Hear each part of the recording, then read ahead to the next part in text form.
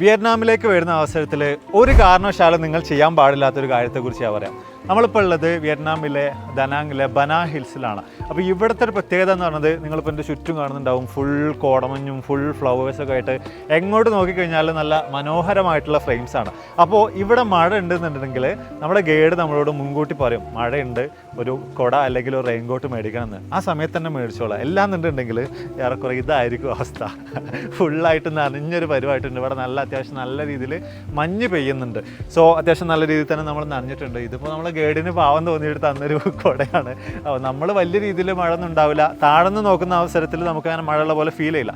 അപ്പോൾ അതുകൊണ്ട് ആ രീതിയിൽ നമ്മൾ നേരെ കയറിയതാണ്. അപ്പോൾ നമ്പർ 1 ഗൈഡിനെ അനുസരിക്കുക. ഒരു കാരണവശാലും ഓവർ കോൺഫിഡൻസ് കാണിച്ചിട്ട് കുട ഒന്നും മേടിക്കാതെ വരരുത്. ഇവിടെ നമ്മൾ നോക്കുകയാണെങ്കിൽ ഫുൾ അടിപൊളിയായിട്ടുള്ള രീതിയിലുള്ള കാഴ്ചകൾ തന്നെയാണ് നമുക്ക് ബനാ ഹിൽസിൽ കാണാനായിട്ട് സാധിക്കുന്നത്. ഈ ഒരു സൈഡിലേക്കൊക്കെ നോക്കിയാൽ ഫുൾ കോടമഞ്ഞൊക്കെ ആയിട്ട് ഫുള്ളൊരു ടുലിപ്പ് ഗാർഡൻ തന്നെ ഇവിടെ ഇവർ സെറ്റ് ചെയ്ത് വെച്ചിട്ടുണ്ട് കേട്ടോ.